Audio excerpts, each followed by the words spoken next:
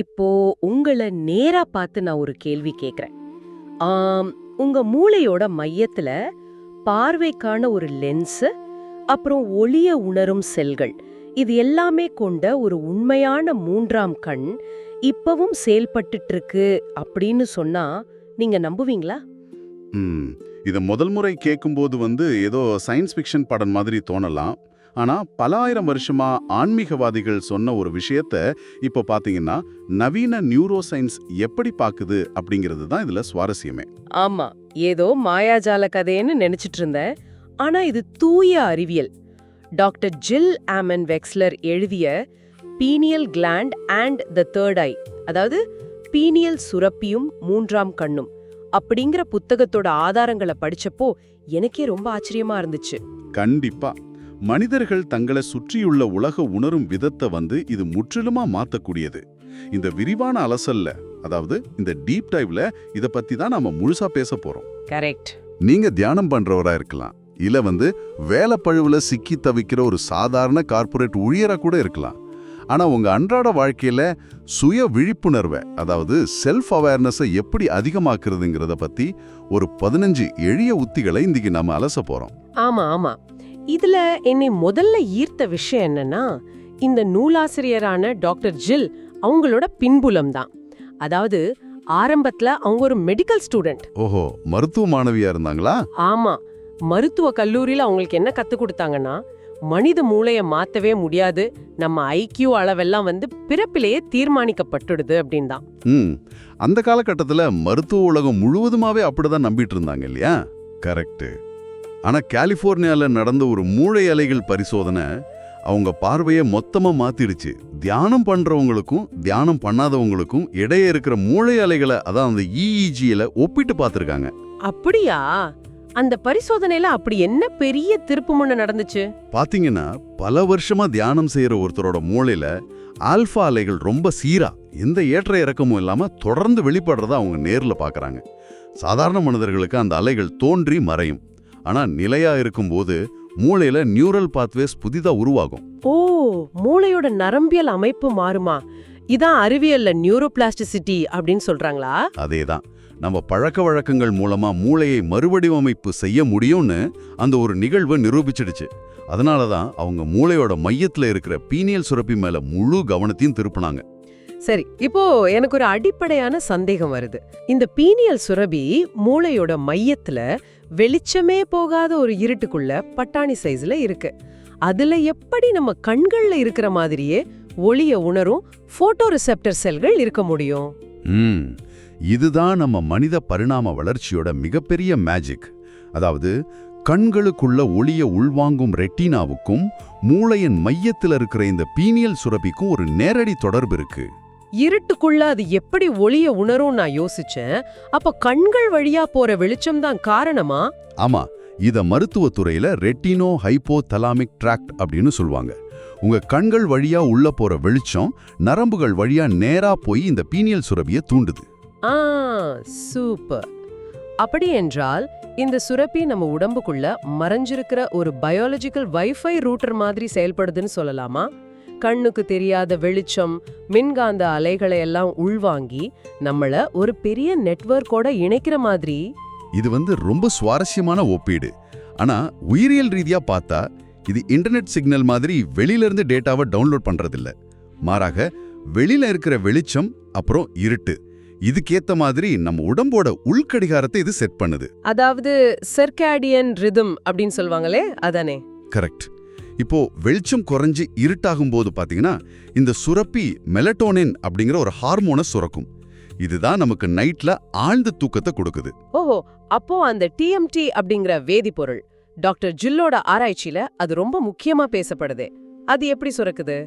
நம்ம ரொம்ப ரிலாக்ஸா அதீத தழவு நிலையில இருக்கும்போது இந்த பீனியல் சுரப்பி இயற்கையாகவே TMT, அதாவது டைமெத்தில் ட்ரிப்டமைன் அப்படிங்கிற சக்தி வாய்ந்த வேதிப்பொருளை உற்பத்தி செய்துன்னு சில ஆராய்ச்சிகள் சொல்லுது.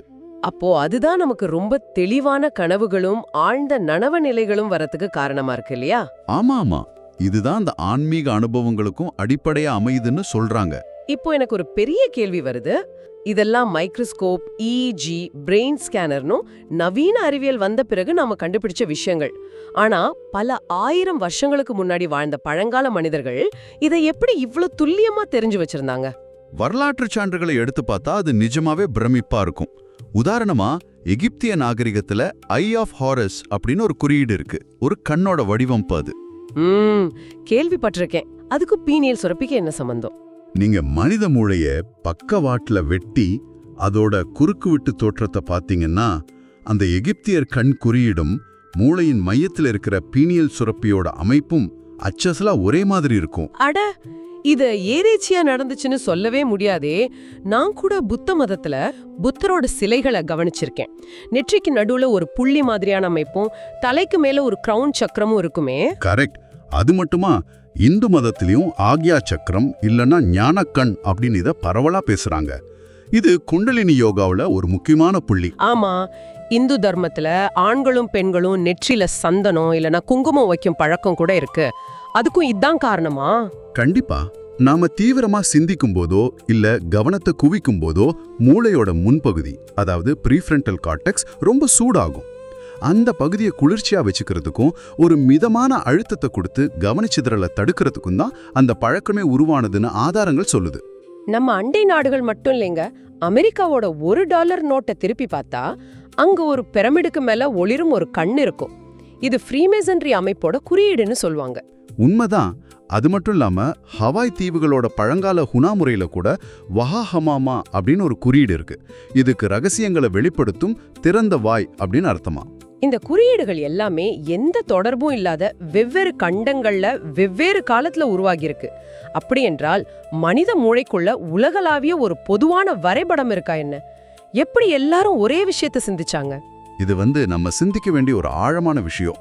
வெவ்வேறு காலத்துல வாழ்ந்த மனிதர்கள் தங்களோட ஆழ்மனதை தொடர்பு கொள்ளும்போது ஒரே மாதிரியான ஒரு உள் வரைபடத்தை தான் உணர்ந்திருக்காங்க அப்படிங்கிறது இது மூலமா தெளிவா தெரியுது. அவங்க கலாச்சாரத்துக்கு ஏத்த குறியீடுகளா அதை மாத்தி வச்சிருக்காங்க இல்லையா?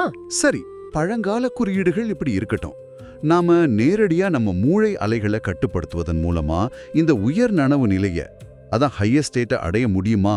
மூளை அலைகளை பத்தி புத்தகம் என்ன சொல்லுது? மூளை அலைகளோட மெக்கானிசத்தை புரிஞ்சுக்கிறது இதுல ரொம்ப முக்கியம். மூளையில நடக்கும் மின் அதிர்வுகளை அதோட வேகத்தின் அடிப்படையில 5 வகையா பிரிக்கலாம். மிக மெதுவானது டெல்டா அலைகள். டெல்டா அலைகள்னா நம்ம ஆழ்ந்த உறக்கத்துல இருக்கும்போது வெளிப்படுறதா? கரெக்ட். உடலை குணப்படுத்துற வேலைகள் இந்த நிலையில தான் நடக்கும். அதுக்கு அடுத்தது தீட்டா அலைகள். இது நாம கனவு காணும் போதும் ஆழ்மனதோட கதவு திறந்திருக்கும் போது உருவாகும். அப்போ ஆல்பா அலைகள்ங்கிறது நாம முழிச்சிருந்து ஆனா ரொம்ப ரிலாக்ஸ்டா இருக்கும்போது வர்றது, சரிதானே? ஆமாமா. நாம சாதாரணமா வேலை செய்யும் போது விழித்திருக்கும் போது செயல்படுறது பீட்டா அலைகள். கடைசியா மிக அதிக வேகமுடையது காமா அலைகள். இப்ப புரியுது. அப்போ 3ஆம் கண் திறக்கிறது இல்லனா அந்த உயர் நனவு நிலைய அடையிறது அப்படின்னா இந்த காமா அலைகளை அடையிறது தானா? அங்கதான் ஒரு ட்விஸ்ட் இருக்கு. அது ஏதோ ஒரு அலையை மட்டும் அடையிறது கிடையாது. மாறாக டெல்டா முதல் பீட்டா வரை சில சமயம் காமா அலைகளும் சேர்ந்து மூளையில ஒரே நேரத்துல ஒத்திசைவா செயல்படும் ஒரு நிகழ்வு தான் அது. இதத்தான் பிரெயின் சிங்க்ரோனி அப்படின்னு சொல்லுவாங்க. பிரெயின் சிங்க்ரனியா, அதாவது மூளையோட இடது மற்றும் வலது அரைக்கோளங்கள் ரெண்டும் ஒரு சேர சமநிலையில இயங்குறத சொல்றீங்களா? சரியா சொன்னீங்க. நாம வழக்கமா செயல்படும் போது மூளையோட ஒரு பக்கம் மட்டும்தான் ஆதிக்கம் செலுத்தும். ஆனா இந்த ஒத்திசைவு ஏற்படும் போது மனிதனோட பகுத்தறிவு திறனும் உள்ளுணர்வும் ஒரே நேரத்துல உச்சகட்டத்துல வேலை செய்யும். ஒரு நிமிஷம் பொறுங்க.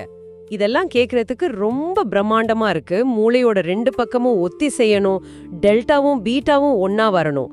ஆனா காலையில எழுந்து டிராஃபிக்ல வண்டி ஓட்டி ஐடி வேலை, மீட்டிங், டெட்லைன்னு ஓடிட்டு இருக்கிற என்னை போன்ற ஒரு சாதாரண ஆளால இதையெல்லாம் செய்ய முடியுமா? கண்டிப்பா முடியும். டாக்டர் ஜில்லோட புத்தகத்துல இதுக்காக 15 வழிமுறைகள் கொடுத்திருக்காங்க. அதையெல்லாம் ஒரே நாள்ல செய்யணும்னு எந்த கட்டாயமும் இல்ல. இது ஒரு பிஸியான ப்ரொஃபஷனலோட அன்றாட அட்டவணையா நம்ம மாத்தி பார்க்கலாம். ஓ, ஷெட்யூல் மாதிரி போட்டுக்கலாமா? அப்போ காலையில எழுந்ததும் என்ன செய்யலாம்? முதல்ல காலை நேரம் எழுந்தவுடனே மாற்று நாசி மூச்சு பயிற்சி செய்யலாம். அதாவது தேர்ட் ஐ பிரீதிங். இடது நாசி வழியா மூச்சை இழுத்து வலது நாசி வழியா விடுறது. இது சாதாரண யோகா பயிற்சியில சொல்றது தானே. இதுக்கும் மூளை அலைகளுக்கும் என்ன சம்பந்தம்? பாத்தீங்கன்னா மூளையோட வலது பக்கம் உடம்போட இடது பக்கத்தையும் இடது பக்கம் வலது பக்கத்தையும் கட்டுப்படுத்துதுன்னு உங்களுக்கு தெரியும். நாசிய மாற்றி மூச்சு விடும்போது மூளையோட 2 பக்கங்களுக்கும் ஆக்சிஜன் சமமா போய் சேரும். அப்போ அந்த பிரெயின் சிங்க்ரோனைஸ் உடனடியா நிகழ ஆரம்பிக்குமா? ஆமா, இது மூளையை தட்டி எழுப்புற ஒரு மெக்கானிசம். அடுத்ததா அத்தியாவசிய எண்ணெய்களை, அதாவது எசென்ஷியல் ஆயில்ஸ் பயன்படுத்தலான புத்தகத்துல இருக்கு. எசென்ஷியல் ஆயில்ஸா? ஆஃபீஸ் கிளம்பும்போது லாவெண்டர் இல்லனா சந்தன எண்ணெயை தடவிக்கிட்டு போனா அது 3ஆம் கண்ணை திறந்துடுமா என்ன? கேட்கவே கொஞ்சம் விசித்திரமா இருக்கே. நீங்க அதை உடம்பு முழுக்க தடவிக்க தேவையும் இல்லை. சட்ட காலர்ல கொஞ்சமா வச்சு லேசா நுகர்ந்தா போதும். இதுக்கு பின்னாடி இருக்கிற நியூரோ சயின்ஸ் ரொம்ப ஸ்ட்ராங்கானது. நம்ம நுகர்வு நரம்பு நேரா மூளையோட லிம்பிக் சிஸ்டத்தோட இணைக்கப்பட்டிருக்கு. லிம்பிக் சிஸ்டம்னா உணர்ச்சிகள் மற்றும் நினைவுகளை கையாளும் பகுதியா? கரெக்ட். லாவெண்டர் போன்ற குறிப்பிட்ட வாசனைகள் உடனடியா மூளையோட நரம்பு மண்டலத்தை அமைதிப்படுத்தி உங்களை பீட்டா நிலையிலிருந்து ஆல்பா நிலைக்கு சுலபமா மாத்திரும். வாவ், இது நல்லா இருக்கே. சரி, இப்போ நான் ஆபீஸ் போற வழியில கடுமையான டிராஃபிக்ல மாட்டிக்கிட்டேன். கார்ல உட்கார்ந்துட்டு இருக்கும்போது என்ன பண்றது? சத்தமா மந்திரங்களை உச்சரிக்கலாமா? என் பாஸ் என்ன பார்த்தா என்ன நினைப்பாரு? கார்ல தனியா பயணிக்கிறவங்க தாராளமா ஓம் அல்லது சீடோன் மந்திர உச்சாடனம் செய்யலாம். இந்த ஓம் அப்படிங்கிற சத்தம் தொண்டையிலிருந்து நெற்றி பகுதி வர ஒரு அதிர்வை ஏற்படுத்தும். இது பீனியல் சுரப்பியை தூண்டும். ஒருவேளை பப்ளிக் டிரான்ஸ்போர்ட்ல, அதான் பஸ்லயோ ட்ரெயின்லயோ போனா என்ன பண்றது? அப்போ நீங்க தியான முத்திரையை பயன்படுத்தலாம். நம்ம விரல் நுனிகள்ல ஏராளமான நரம்பு முனைகள் இருக்கு. அது ஒரு குறிப்பிட்ட வடிவில் இணைச்சு மடியில வச்சுக்கிறது உடம்போட மின்சார ஓட்டத்தை மாத்தி அமைக்கும். மூளைக்கு ஒரு பயோ ஃபீட்பேக் கிடைக்கும். இதை யாருக்கும் தெரியாமலேயே நீங்க செய்ய முடியும். இது ரொம்ப பிராக்டிக்கலான வழியா இருக்கு. அப்புறம் ஆபீஸ்ல வேலைக்கு நடுவுல சின்ன பிரேக் கிடைக்கும் இல்லையா? அப்போ என்ன செய்யலாம்? சிக்மண்ட் ஃப்ராய்ட் பயன்படுத்திய ஒரு அக்யூப்ரெஷர் முறையை செய்யலாம். இது ரொம்ப எளிய ஆனா சக்தி வாய்ந்த முறை. உங்க புருவங்களுக்கு மத்தியில உள்ள இன்டேங் அப்படிங்கிற புள்ளியில விரலால மிதமான அழுத்தம் கொடுத்து மசாஜ் செய்யலாம். ஓ, இப்படி மசாஜ் பண்றதுனால ரத்த ஓட்டம் அதிகரிக்குமா? அதனால ரிலாக்ஸ் ஆகுமா? ரத்த ஓட்டம் மட்டும் இல்ல, அந்த புள்ளியை தூண்டும் போது அது நேரா வேகஸ் நரம்பையும் பாராசிம்பத்தெட்டிக் நரம்பு மண்டலத்தையும் ஆக்டிவேட் செய்யுது. இது இதய துடிப்பை குறைச்சு மூளையை ரிலாக்ஸ் பண்ணும். ஃப்ராய்டு தன்னோட நோயாளிகள் ரிலாக்ஸ் ஆகி ஆழ்மன உண்மைகளை சொல்லணும் அப்படிங்கிறதுக்காக இதை செய்தாரு. நாம நம்ம டெஸ்க்ல உட்கார்ந்தபடியே இது செய்ய முடியும். ரொம்ப ஈஸி. புத்தகத்துல டாப்பிங் முறையும் சுவாரஸ்யமா இருந்துச்சு. நாம சந்தோஷமா உணரும்போது நம்ம நெற்றி பகுதியில விரல்களால லேசா தட்டுறது. இது ஏதோ கம்ப்யூட்டர்ல ஒரு ஃபைல சேவ் பண்ற மாதிரி இருக்கே. கரெக்ட், அதே கான்செப்ட் தான். மூளையில ஒரு நேர்மறையான உணர்வு இருக்கும்போது அதை உடலளவிலும் ஒரு செயலோட இணைக்கும் போது அந்த நியூரல் பாத்வே ரொம்ப ஸ்ட்ராங் ஆகுது. அதே போல கம்ப்யூட்டர் ஸ்கிரீனை பார்த்து சோர்வடையும் போது யந்த்ரா அல்லது மாண்டலா வடிவங்களை சில நிமிஷம் உற்று நோக்குறதும் கவனத்துக்கு குவிக்கும். சரி, வேலை முடிஞ்சு நைட்டு வீடு திரும்பினதும் என்ன செய்யலாம்? யோகாவில் இருக்கிற பாலாசனா, அதாவது குழந்தையோட யோகா நிலையை செய்யலாம்.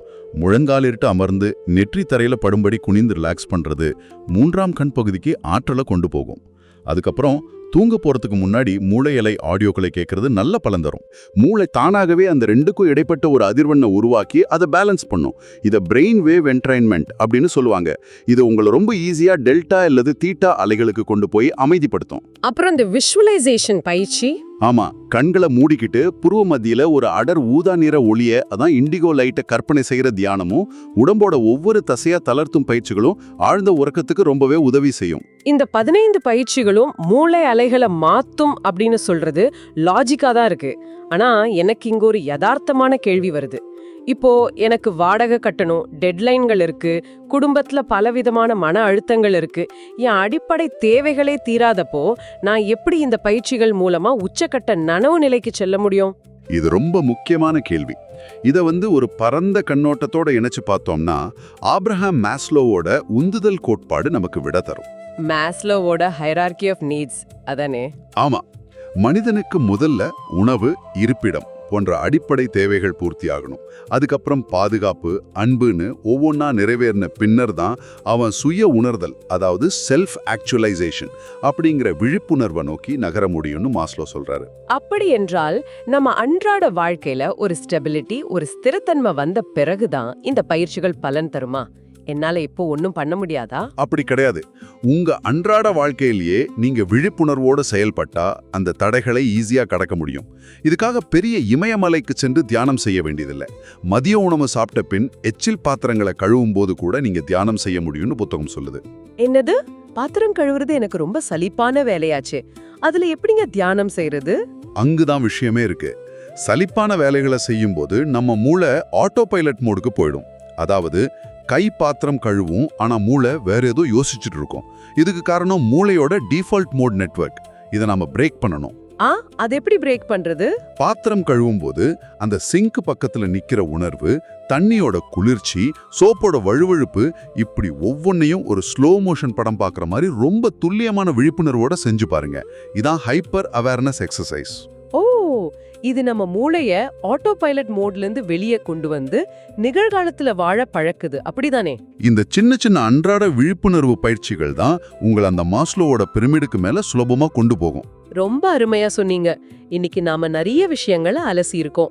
டாக்டர் ஜில் அவங்களோட மருத்துவ அனுபவங்கள் ஆரம்பிச்சு மூளையோட மையத்துல இருக்கிற பீனியல் சுரப்பியோட பயாலஜி, அது வெளிச்சத்தை உணரும் விதம், எகிப்திய மற்றும் இந்து நாகரிகங்களோட பழங்கால ரகசியங்கள் வர பார்த்தோம். ஆமா, அதுக்கப்புறம் டெல்டா முதல் காமா வரையிலான மூளை அலைகளோட அறிவியல் செயல்பாடுகள், அப்புறம் பிஸியான வாழ்க்கைக்கு ஏத்த 15 நடைமுறை பயிற்சிகளையும் ரொம்ப பிராக்டிக்கலா பேசியிருக்கோம்.